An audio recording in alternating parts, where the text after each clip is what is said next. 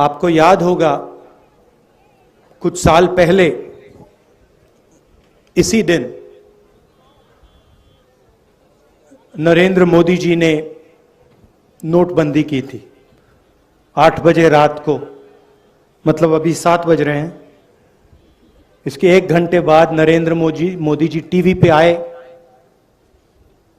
और उन्होंने कहा कि मैं 500 रुपए और 1000 रुपए के नोट को रद्द करने जा रहा हूं और काले धन के खिलाफ मैं लड़ाई लड़ रहा हूं। सच्चाई ये थी कि नोटबंदी काले धन को मिटाने के लिए नहीं की गई। नोटबंदी जो हमारे छोटे व्यापारी हैं, स्मॉल और मीडियम बिजनेस चलाने वाले लोग हैं, जो हमारे किसान हैं, उन पर आक्रमण था और उसका नतीजा आज तक हिंदुस्तान के हर गरीब को दिख रहा है। नोटबंदी के बाद उन्होंने गलत जीएसटी लागू की और इन 2 पॉलिसीज ने, जो हिंदुस्तान की रीढ़ की हड्डी है, जो इस देश को रोजगार दिलवाती है, किसान, छोटे बिजनेस वाले, छोटे दुकानदार, इन सब को नष्ट कर दिया, खत्म कर दिया। यहां आने से पहले मैं युवाओं से मिला, 5-10 युवाओं से मिला और मैंने उनसे सवाल पूछा। वो एग्जाम के बारे में आए थे, डेलीगेशन आया था, एग्जाम के बारे में बात कर रहे थे। मैंने उनसे पूछा कि आपको क्या लगता है आज के हिंदुस्तान में, आपने पढ़ाई कर ली, यूनिवर्सिटी, कॉलेज, स्कूल सब कुछ कर लिया, माता पिता ने आपकी शिक्षा में लाखों रुपए लगा दिए, आपको क्या लगता है आपको रोजगार मिलेगा? चुप हो गए, क्योंकि आज हिंदुस्तान की सच्चाई है। हमारे देश में आज युवा पढ़ सकता है, स्कूल जा सकता है, कॉलेज जा सकता है, मगर रोजगार उसे नहीं मिल सकता। स्टूडेंट्स इंजीनियरिंग पढ़ते हैं, सालों लगा देते हैं और फिर उसके बाद इंजीनियर नहीं बनते, मजदूरी करते। कोई मजदूरी करता है, कोई उबर की गाड़ी चलाता है, कोई ड्राइवर बनता है। ये हिंदुस्तान की सच्चाई है, महाराष्ट्र की सच्चाई है। और जो आपका शिक्षा का सिस्टम है, स्वास्थ्य का सिस्टम है, वो पूरा का पूरा प्राइवेटाइज किया जा रहा है। 2-3 लोग हैं, इनके हवाले नरेंद्र मोदी जी और आपकी यहां की सरकार पूरा का पूरा ढांचा इनके हवाले कर रही है। मैंने उनसे पूछा, लड़कों से पूछा कि भाई बताओ, बेरोजगारी के कारण बताओ। मुझे कहते हैं जो पब्लिक सेक्टर था, जिसमें हमारे जैसे लोगों को रोजगार मिलता था, थोड़ी सिक्योरिटी होती थी, उन्होंने कहा पूरा का पूरा पब्लिक सेक्टर प्राइवेटाइज किया जा रहा है, बंद किया जा रहा है। तो वो भी रास्ता बंद है। नोटबंदी ने, जीएसटी ने एक रास्ता बंद किया, प्राइवेटाइजेशन दूसरा रास्ता बंद कर रहा है। तो ये देश की हालत है। और इन पॉलिसियों का लक्ष्य हिंदुस्तान की गरीब जनता को डराने का है, किसान को डराने का, मजदूर को डराने का, युवा को डराने का। और बीजेपी और आरएसएस डर को फिर नफरत में बदल देते हैं। डर के बिना नफरत हो ही नहीं सकती। अगर डर नहीं है तो नफरत नहीं हो सकती। अगर डर है तो उसको नफरत में बहुत आसानी से बदला जा सकता है। यह हिंदुस्तान में हो रहा है और इससे देश का कोई फायदा नहीं होने वाला है। बेरोजगारी से, महंगाई से देश का कोई फायदा नहीं होगा। नफरत से देश का कोई फायदा नहीं होने वाला। और यह इस देश का इतिहास ही नहीं है। यह भाईचारे का देश है, एकता का देश है, इज्जत का देश है। इसीलिए हमने भारत जोड़ो यात्रा शुरू की।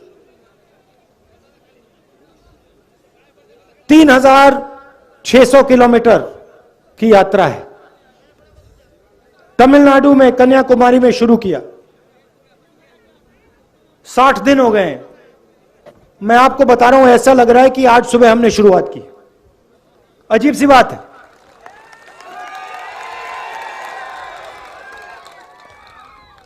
हमारे यात्री, उनसे आप पूछो, किसी को समझ नहीं आ रही बात। 25-25 किलोमीटर हर रोज चलते हैं। 60 दिन से चल रहे हैं। अभी मैं भाषण दे रहा हूं, ऐसा लग रहा है कि 15 मिनट पहले मैंने शुरू किया है। ये हो क्या रहा है? आमतौर से आदमी सुबह उठता है, थकान नहीं होती, दिन भर काम करता है, शाम को थकान होती है ना? यहां अजीब सी बात है। यहां हम सुबह उठते हैं, थकान नहीं होती, 25 किलोमीटर चलते हैं, 25 किलोमीटर चलने के बाद थकान नहीं होती। मैंने सोचा ये हो क्या रहा है? जवाब बताऊं आपको। हम अपनी शक्ति का प्रयोग नहीं कर रहे। राहुल गांधी अपनी शक्ति का प्रयोग नहीं कर रहा। ये जो यात्री हैं, ये अपनी शक्ति का प्रयोग नहीं कर रहे हैं। हम सब आपकी शक्ति का प्रयोग कर रहे हैं। आप हमें पीछे से धकेल रहे हो। आपका प्यार हमें पीछे से धकेल रहा है। और ये आपका जो प्यार है, ये हमें श्रीनगर तक पहुंचाएगा। और वहां देखना, वहां मेरा भाषण देख लेना। वहां भी मैं यही कहूंगा कि मुझे समझ नहीं आया, 130-140 दिन हो गए, रोज 7-8 घंटे चले हैं, 25-30 किलोमीटर चल रहे, मगर थकान नहीं आ रही। क्योंकि आपकी आवाज है, आपका प्रेम है, और हम आपकी आवाज सुनने आए हैं। मैं यहां लंबा भाषण नहीं देना चाहता हूं। राजनेता आते हैं, 2 घंटे का भाषण करते हैं, कोई जरूरत नहीं है। हम यहां आए हैं, 7 घंटे चले, सुबह से शाम हम आपसे बात कर रहे हैं। किसानों से, युवाओं से, अभी विकलांग औरत मिली मुझे, उसके दिल में जो था उसने मुझे बताया, उसकी व्हीलचेयर को धकेला मैंने। हम आपकी बात सुनने आए हैं, क्योंकि हम जानते हैं आप सब कुछ समझते हो। खेती के बारे में सीखना हो, किसी ब्यूरोक्रेट की जरूरत नहीं होती है। खेती के बारे में सीखना हो तो किसान के साथ बैठ जाओ, 15 मिनट में वो आपको समझा देगा जो समझना है। वो क्या कह रहा है? कह रहा है कि हमारा कर्जा माफ नहीं होता। हिंदुस्तान के अरबपतियों का कर्जा 2 मिनट में माफ हो जाता है, हमारा नहीं होता। हमने क्या गलती की? हमने कौन सी गलती कर दी? वो बता रहा है। कहता हमें एमएसपी नहीं मिलती।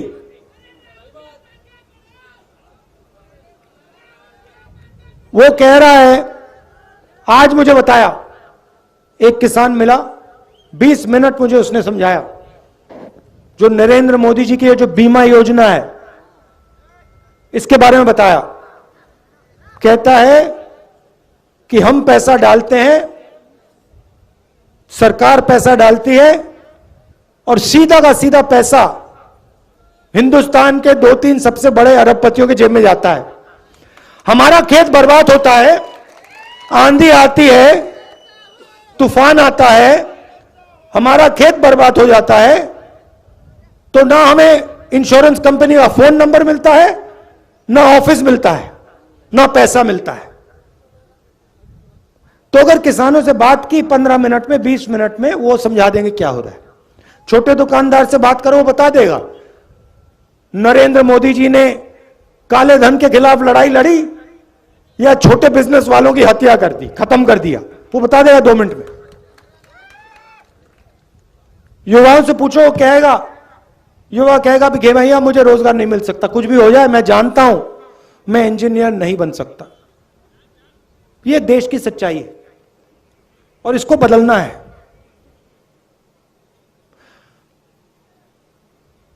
और ये देश में आरएसएस और नरेंद्र मोदी जी ने, बीजेपी ने नफरत की राजनीति शुरू की है।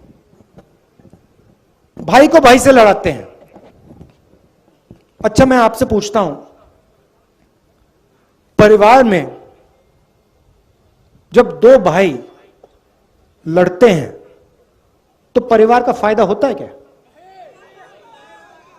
परिवार में बेटा और पिता लड़ता है, परिवार आगे जा सकता है क्या? बर्बाद होता है ना। तो फिर आप मुझे समझाओ, अगर जब भाई भाई के साथ लड़ता है परिवार बर्बाद होता है, तो फिर यहां देश में अगर भाई भाई से लड़ेगा तो देश का क्या होगा? बर्बाद होगा। तो ये लोग अपने आप को देशभक्त कहते हैं। कैसे देशभक्त हैं ये? देश में नफरत फैला रहे हैं, एक भाई को दूसरे भाई से लड़ा रहे हैं, एक भाषा को दूसरी भाषा से लड़ा रहे हैं, एक जात को दूसरी जात से लड़ा रहे हैं, एक धर्म को दूसरे धर्म से लड़ा रहे हैं, और फिर कहते हैं हम देशभक्त हैं। कौन से देश के भक्त हो आप? इस देश के भक्त तो नहीं हो। तो इसीलिए हमने ये यात्रा शुरू की,